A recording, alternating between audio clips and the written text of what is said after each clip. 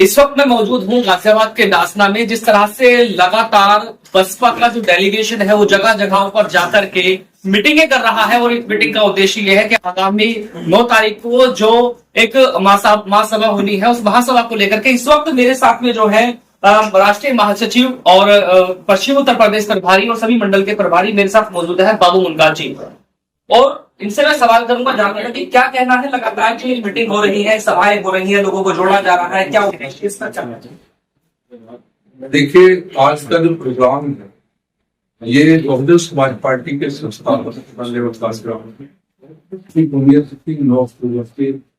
विशाल programme को क्योंकि Bahujan Samaj party के संस्थापक एक महान शख्सियत थे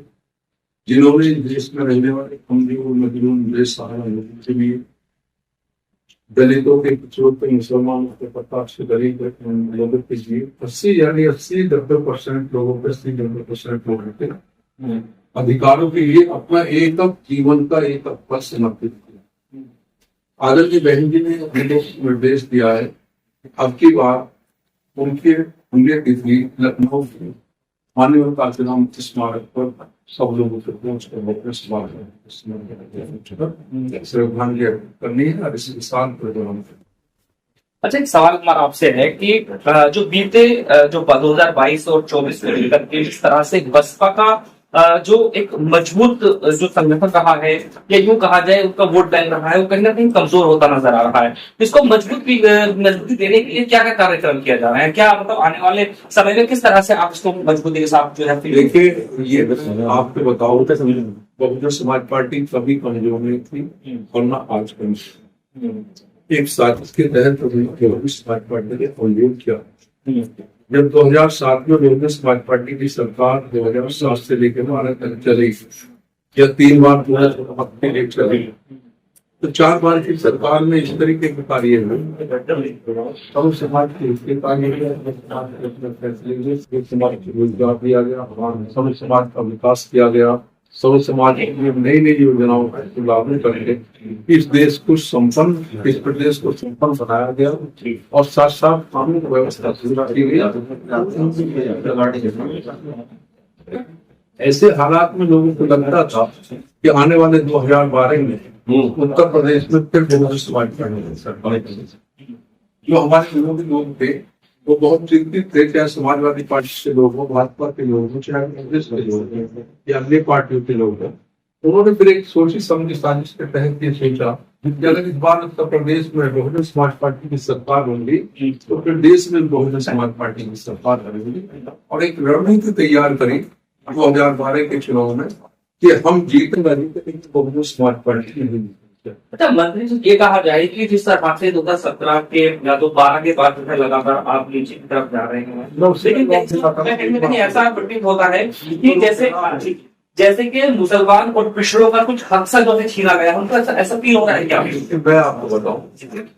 तो उन्होंने एक साजिश के तहत जब 2012 का चुनाव हुआ तो सारी पार्टी एक होकर बीएसपी के सामने चुनाव लड़ी। यहाँ बीएसपी का मुकाबला समाजवादी पार्टी से था, तो वहाँ समाजवादी भारतीय जनता पार्टी के या तो प्रत्याशी की जमानत जब्त होगी या थोड़े। जहाँ भारतीय जनता पार्टी से मुकाबला था तो वहाँ समाजवादी पार्टी को थोड़े वोट मिले या उसकी जमानत जब्त होगी। एक साजिश के तहत 403 सीटों पर इस तरीके का चुनाव कराया गया और उसमें हम चुनाव हार गए। और जब चुनाव हार गए तो भारतीय समाजवादी पार्टी की सरकार बन गई, और जैसे ही सरकार बनी तो पूरे देश में दंगे शुरू हुए, और उत्तर प्रदेश में खासतौर से दंगे शुरू हो गए। आप देखो कहाँ कहाँ दंगे हुए, मुजफ्फरनगर का दंगा देख लो, मथुरा का दंगा देख लो, आप आजमगढ़ का दंगा देख लो, इतने बड़े पैमाने पर दंगे हुए और एक तरीके से हिंदू मुस्लिमों के बीच में पैदा करते हैं। 2014 का चुनाव है,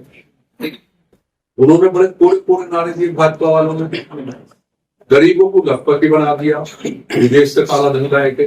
किसानों के कर्जे माफ करके किसानों को खुशहाली पैदा कर दी गई, व्यापारियों के लिए डीजल पेट्रोल के रेट कम कर दिए गए, और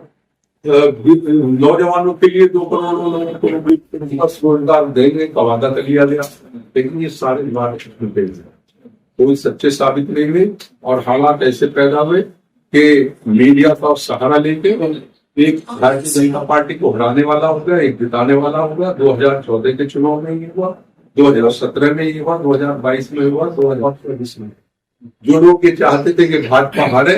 उन्होंने एक वोट भाजपा को हराने के लिए सपा और कांग्रेस गठबंधन किया, लेकिन वो सफल नहीं हो पाया। और उधर जो लोग भारतीय जनता पार्टी के साथ थे, वो झूठे नारों से तंग आकर आज पूरी तरीके से उलट गए। आज हर आदमी ये चाहता है कि ऐसी सरकार चाहिए की सरकार हो, सबका भला कर सकती हो। ऐसी जो हमारे मुसलमान भाई थे, वो चाहते थे कि हम भाजपा को हराएं, लेकिन ना 14 में हरा पाए, ना 17 में हरा पाए, ना 22 में हरा पाए, ना 24 में हरा पाए। अब वो सोचते हैं अगर जितना हमने वोट समाजवादी गठबंधन को दिया था, अगर ये हम अपना वोट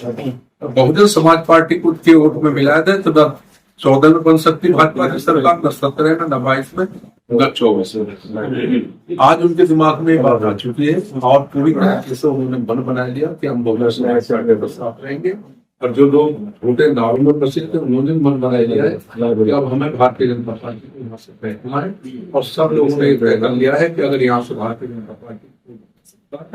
बहुजन समाज पार्टी में आपने जो है आपके जो कार्यकर्ता है लगातार चुनते रहे हैं और चीजें सामने भी आ रही हैं, फील्ड में नजर आ रहे हैं, तो आने वाले आगामी जो समय है उसको लेकर के तैयारियां किस तरीके से, क्या आपने इसकी प्रक्रिया? देखिए, हमारी पार्टी का संगठन बहुत मजबूती से खराब किया और हम लोग सर्व समाज के बीच में गए हैं और सर्व समाज से एक ही बात कहते हैं, हमारे 4 बार की सरकार चली उत्तर प्रदेश, 4 बार की सरकार में सर्व समाज के कानून, सर्व समाज के फैसले, सर्व समाज को सम्मान दिया गया, सर्व समाज को कानून व्यवस्था दुरुस्त रही, कोई हिंदू मुस्लिम नहीं। और चाहे दलित हो, चाहे निचले हो, चाहे मुसलमान हो, चाहे अपराधी बने, हम उनसे कहते हैं कि एक व्यक्ति खड़ा होकर ये बताए बहुजन समाज पार्टी की सरकार में हमारे साथ। आज इसलिए सारी चीजों को सोचते हुए सर्व समाज हमारे साथ आगामी 9 तारीख की जो जनसभा होनी है, आपका जो दर्शक है या क्षेत्रवासी है या देखिए, इस प्रोग्राम को लेकर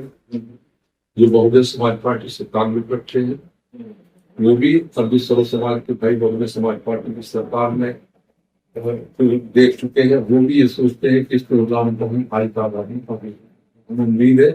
कि बहुत बड़े। जैसा कि आपने जाना कि बाबू मुनका जी ने जिस तरह से आह्वान किया है और लोगों को आग्रह किया है कि आगामी 9 तारीख को लेकर के जो विशाल जनसभा होनी है उसको लेकर के पूरी जानकारी है और जिस तरह से सरकार को और यूं कहा जाए पार्टी को मजबूत करने का कार्य किया जा रहा है, वो भी जल्द लगातार जो है देखने में आ रहा है। बने मेरे साथ में चौधरी अफसर दिखाते रहेंगे ऐसी जमीन हमारे सहयोग के साथ। अहम सत्य।